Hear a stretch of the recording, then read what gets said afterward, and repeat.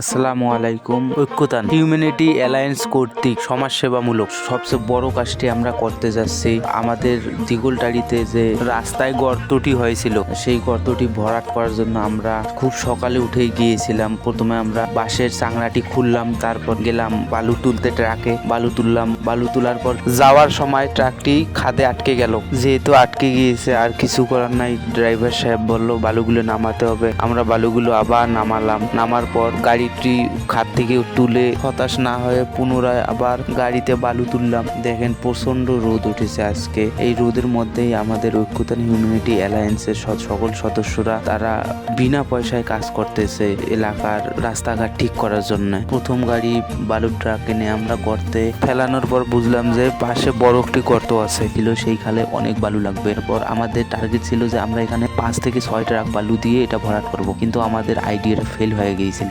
যেহেতু আমরা খুব সকালে গিয়েছিলাম তাই আমাদের সকলের খিদা লেগেছিল, তাই সবাই সংগঠনের টাকা দিয়ে সকালের নাস্তার ব্যবস্থা করেছিলাম। আমরা পরাটা আর ডালের ব্যবস্থা করেছি। খাওয়া শেষ করে আমরা গাড়িতে আবার বালু তোলা শুরু করলাম। 2 গাড়ি বালু আনলাম। আনার পর যেহেতু দিনটি শুক্রবার ছিল, তো দেখি যে অনেকে শুক্রবারের নামাজ পড়ার জন্য মসজিদে যাচ্ছিল। তো কিছুক্ষণ পর আমরাও বাদ দিয়ে নামাজ পড়ার জন্য বাড়ি যাচ্ছি। তো নামাজ শেষে খাওয়া দাওয়া করে এসে আবারও আমরা কাজ শুরু করে দিলাম। এইভাবে কাজ করতে করতে সন্ধ্যা হয়ে গিয়েছিল।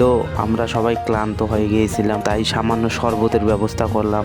এক এক করে সবাই শরবত খাচ্ছে। শরবত খাওয়ার পর সবাই মিলে আবারও আমরা কাজে ধরলাম। এভাবেই আমরা সারাটা দিন কাজ করেই যাচ্ছি। ছোট বড় সবাই মিলে একসাথে আমরা কাজ করছিলাম। মতিন তার মধ্যে একটু হাঁপাই গিয়ে গাড়ি ড্রাইভিং করছিল। বাবুল ঘাম মুছছিল আর হাসছিল। কাজ করতে করতে রাত হয়েছিল।